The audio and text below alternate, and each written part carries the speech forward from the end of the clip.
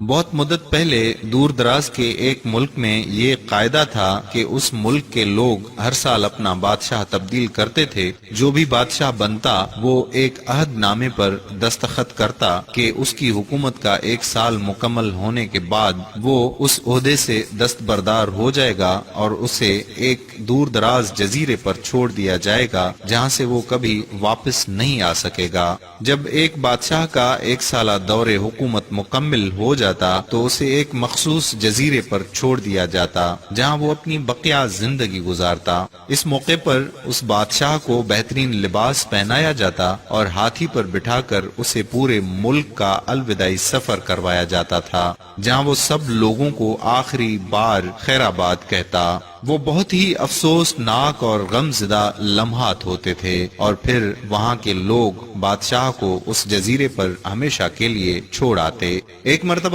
لوگ اپنے پرانے بادشاہ کو جزیرے پر چھوڑ کر واپس آ رہے تھے کہ انہوں نے ایک ایسا سمندری جہاز دیکھا جو کچھ دیر پہلے ہی تباہ ہوا تھا اور ایک نوجوان شخص نے خود کو بچانے کے لیے لکڑی کے ایک تختے کا سہارا لے رکھا تھا۔ چونکہ ان لوگوں کو ایک نئے بادشاہ کی بھی تلاش تھی لہٰذا انہوں نے اس نوجوان شخص کو اپنی کشتی میں بٹھا لیا اور اپنے ملک لے آئے اور اس سے ایک سال کی حکومت کرنے کی درخواست کی۔ پہلے تو وہ نوجوان نہ مانا لیکن پھر وہ ایک سال کے لیے بادشاہ بننے پر رضامند ہو گیا۔ وہاں کے لوگوں نے اسے اس بادشاہت کے تمام اصول اور طریقے سمجھا دیے اور یہ بھی بتایا کہ ایک سال کے بعد اسے فلاں مخصوص جزیرے پر چھوڑ آئیں گے۔ بادشاہت کے تیسرے دن ہی اس نوجوان بادشاہ نے اپنے وزیر سے کہا کہ مجھے وہ جگہ دکھائی جائے جہاں گزشتہ تمام بادشاہوں کو بھیجا گیا تھا۔ بادشاہ کی خواہش کا احترام کرتے ہوئے اسے وہ جزیرہ دکھانے کا اہتمام کیا گیا۔ وہ جزیرہ مکمل طور پر جنگل تھا اور جنگلی جانوروں سے بھرا ہوا تھا۔ ان جانوروں کی آوازیں جزیرے کے باہر تک سنائی دے رہی تھیں۔ بادشاہ جائزہ لینے کے لیے تھوڑا سا جنگل کے اندر گیا اور وہاں اسے پچھلے تمام بادشاہوں کے ڈھانچے پڑے نظر آئے۔ وہ سمجھ گیا کہ بہت جلد اس کا بھی یہی حال ہوگا اور جنگلی جانور اس کو چیر پھاڑ کر کھا جائیں گے۔ ملک واپس پہنچ کر بادشاہ نے مضبوط توانا جسم کے 100 مزدور اکٹھے کیے، ان سب کو اس جزیرے پر لے گیا اور حکم دیا کہ جنگل کو ایک ماہ میں مکمل طور پر صاف کر دیا جائے، تمام خطرناک جانوروں کو مار دیا جائے اور سب فالتو درخت کاٹ دیے جائیں۔ وہ ہر ماہ خود جزیرے کا دورہ کرتا اور کام کی خود نگرانی بھی کرتا۔ پہلے مہینے میں ہی تمام خطرناک جانوروں کو مار دیا گیا اور پھر بہت سے درخت بھی کاٹ دیے گئے۔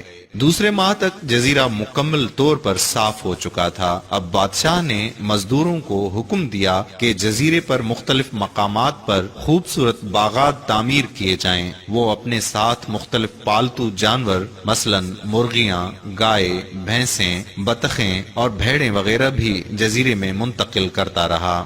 تیسرے مہینے میں بادشاہ نے اپنے مزدوروں کو حکم دیا کہ ایک شاندار گھر تعمیر کریں اور اس جزیرے پر ایک بڑی سی بندرگاہ بھی بنائیں۔ گزرتے مہینوں کے ساتھ ساتھ وہ جزیرہ ایک خوبصورت شہر میں بدلتا جا رہا تھا۔ وہ نوجوان بادشاہ بہت سادہ لباس زیب تن کرتا اور اپنی ذات پر بہت کم خرچ کرتا۔ اپنی بادشاہت کی زیادہ تر کمائی وہ جزیرے کو بنانے میں لگاتا رہا۔ 10 ماہ گزر جانے کے بعد بادشاہ نے اپنے وزیر سے کہا کہ میں جانتا ہوں کہ 2 مہینے بعد مجھے جزیرے میں چھوڑ دیا جائے گا لیکن میں ابھی سے وہاں جانا چاہتا ہوں۔ وزیر اور دوسرے وزراء اس بات پر متفق نہیں ہوئے اور بادشاہ سے کہا کہ آپ کو 2 ماہ مزید صبر کرنا ہوگا تاکہ سال مکمل ہو جائے۔ سال پورا ہو جانے کے بعد ہی آپ کو اس جزیرے پر چھوڑا جائے گا۔ بالآخر 2 ماہ مکمل ہو گئے اور بادشاہ کا 1 سال ختم ہو گیا۔ حسب روایت وہاں کے لوگوں نے اپنے بادشاہ کو شاندار لباس پہنایا اور ہاتھی پر بٹھایا تاکہ وہ اپنی رعایا کو خیر آباد کہہ سکے۔ خلاف توقع یہ بادشاہ اپنی الوداعی تقریب پر بہت ہی خوش تھا۔ لوگوں نے اس سے پوچھا کہ اس موقع پر تمام گزشتہ بادشاہ تو رو رہے تھے لیکن آپ ہنس رہے ہیں، آپ کے اس قدر خوش ہونے کی کیا وجہ ہے؟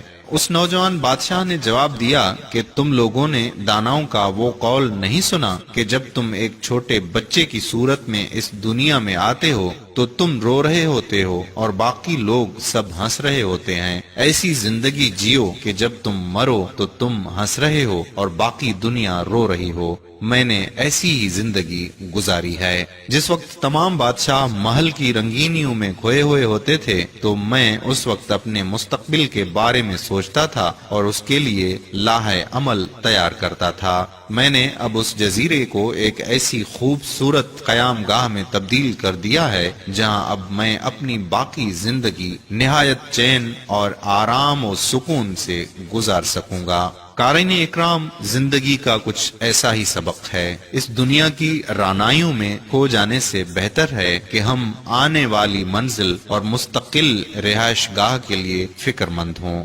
اگر آپ نے ابھی تک ہمارا پیج اچھی باتیں لائک نہیں کیا تو ابھی سے لائک کر دیجئے تاکہ ہم ایسی مزید معلوماتی اور دلچسپ ویڈیوز آپ تک پہنچاتے رہیں۔ اگر آپ کو آج کی یہ بات اچھی لگی تو براہ کرم اپنے دوستوں کے ساتھ بھی اسے شیئر کر دیجئے۔ کیا پتہ آپ کی ایک شیئر سے یہ بات کسی کے دل میں گھر کر جائے اور وہ اپنی زندگی کو اس طور طریقے پر گزارنے کی کوشش کرے۔ جزاک اللہ خیرہ۔ السلام علیکم ورحمۃ اللہ وبرکاتہ۔